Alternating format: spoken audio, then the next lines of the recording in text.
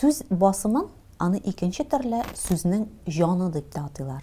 Әлеге төшенчәне беренче тапкыр Диамет әйткән, фәлсәфәче, алим кеше. Моны чыннан да шулай дип атарга мөмкин, чөнки сүзнең чыннан да дөрес яңгырашка ия булуы, әйтелеше кешегә тәэсире булсын өчен, аны дөрес басым белән әйтергә кирәк. Телләр арасында төрле басымга ия булган телләр бар. Татар теле, башка төрки телләр кебек үк, ул көч басымына ия. Ләкин әле тагын динамик басымга, ирекле басымга, тотырыксыз басымга ия булган, һәм гомумән тональ басымга, музыкаль басымга ия булган телләр дә бар. Татар теленең менә шушы чагыштырмача тотырыклы басымга ия булуы, ул басымның соңгы иҗеккә таба юнәлдерүе, аңа омтылуы белән аңлатыла. Нигездә сөйләгәндә татар кешеләре, әгәр дә башка тел берәмлекләрен файдаланырга, сөйләмгә кертергә телиләр икән, алар үзләренә күнеккән шушы соңгы басымга, соңгы иҗеккә төшә торган басымны файдаланырга тырышалар. Әлбәттә, бу очракта инде сүзнең башкача яңгырашына тап булалар. Акцент барлыкка килә дип әйтәбез бу очракта. Киресенчә инде, мәсәлән, басымы даими тотырыклы булган телләрдә беренче иҗеккә төшә торган, яисә мәсәлән гарәп телендәге кебек ахырдан өченче иҗеккә төшә торган сүзләр татарчалаштырылып әйтелгән вакытта бөтенләй башка яңгырашка ия була. Татар телендә басымның соңгы иҗеккә омтылышы нигездә саклана. Әмма һәр кагыйдәдән искәрмәләр булган кебек үк, татар телендә дә мондый искәрмәләр бар. Беренчесе турында инде мин бераз гына әйтә башладым. Телдә кулланыла торган алынма берәмлекләр һәр вакытта да татарчалаштырылып әйтелмиләр. Ягъни, әгәр дә рус, Европа, нигездә инде әлеге сүзләр барыбер рус теле аша татар теленә кергән, рус, Европа алынмалары татар телендә кулланылалар икән, аларның нигез телдәге басымнары соңгы иҗеккә төшмәгән очракта, бу басым үзенчә шул килеш саклана. Мәсәлән, без мондый мисалны китерә алабыз.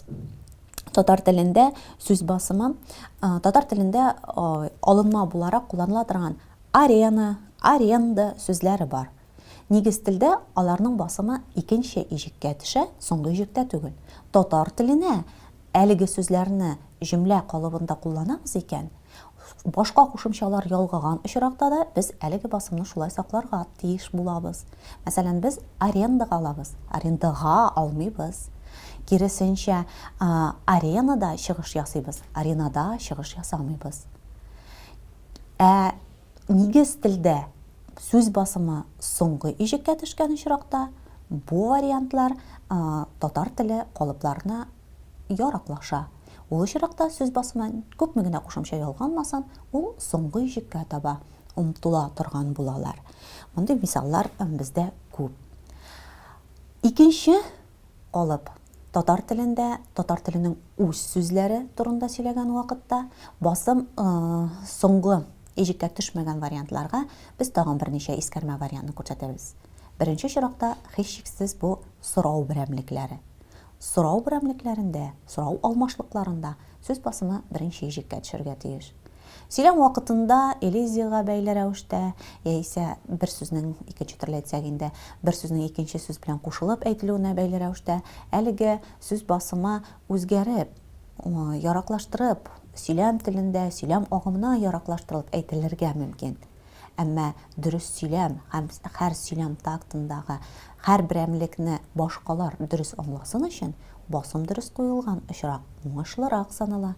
Мәсәлән, нинди кешеләр белән очрашу түгел, нинди кешеләр белән очрашу. Кайчан барырга кирәк, кайчан барырга кирәк түгел. Шул рәвешле күрсәтү алмашлыкларында, билгесезлек һәм өлешчә билгеләү алмашлыкларында да безнең һичшиксез сүз басымыбыз беренче иҗеккә төшә. Татар телендә кушма сүзләр, ике яки берничә элементтан торган кушма сүзләребез шактый еш очрый. Мин әле генә әйткән һичшиксез, һәр кайда сүзләре, һәр кем вариантлары, ак кош һәм башка аш яулык сүзләре шундыйларга тора.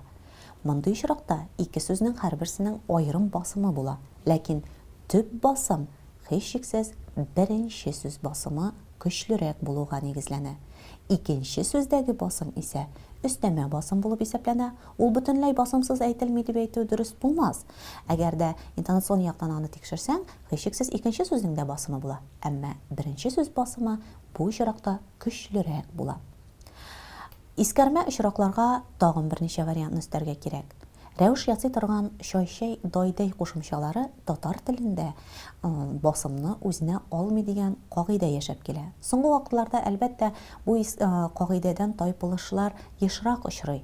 Ләкин сәнгать белгечләре, сөйләм теленә, ораторлык сәнгатенә өйрәтүчеләр бу кагыйдәне истә тотарга һәм хәзерге көндә дә әлеге кагыйдәнең актуаль булуына басым ясыйлар. Шуңа күрә без аюдай йокларга, кыш көне аюдай өндә йокларга тиеш түгелбез.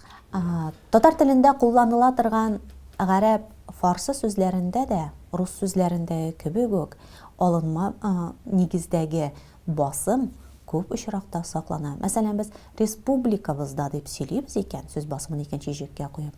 Ләкин дип каршы куючы теркәгечне гарәп вариантындагыча кулланабыз.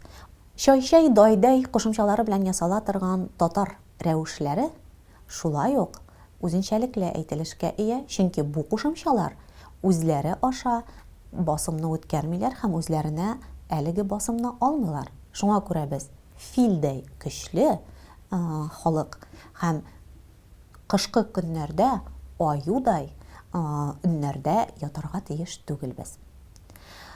Тагын бер нәрсәне истә тотарга кирәк. Кушымчалар турында сөйләгәндә юклык формасында килә торган фигыль вариантлары шулай ук үзенчәлеккә ия. Чөнки татар телендә фигыльдә юклык формасын кулланучы, юклык формасын белдерүче кушымчалар бер кайчанда басымны үзләренә алмыйлар һәм үзләре аша үткәрмиләр. Шуңа күрә мин кибеткә бүген бармадым түгел. Һәм алар иртәгә безгә кунакка килмәячәкләр. Буйрык фигыльләрне әйткән очракта да басымны беренче ижеккә куеп әйтсәк, безнең сүзләребез үтемле һәм һичшиксез аңлаешлы булачак.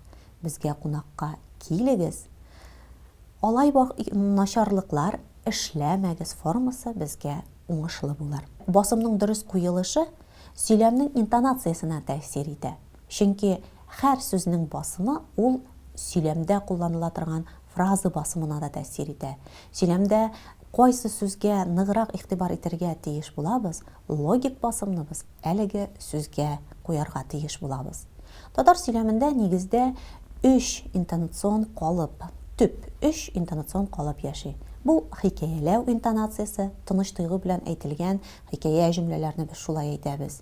Сөйләм вакытында аларны еш кулланабыз.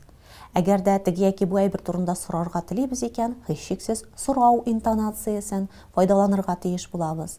Әлеге интонация сорау алмашлыклары аша, сорау кисәкчәләре аша ешрак файдаланыла. Рус теленнән аермалы буларак, татар телендә бары тик интонация формасы белән генә белдерелә торган язма берәмлекләребез яшәми.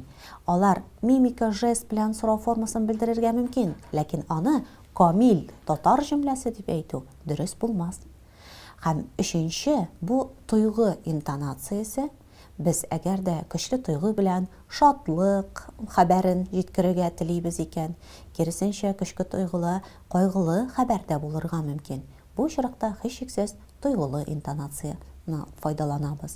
Сөйләмебездә сөйләм тонын, тембрны көчлерәк әйтергә тиеш булабыз һәм соңгы сүзләребезгә басымны ныграк төшерергә, басымны дөресрәк куеп әйтергә тиеш булабыз.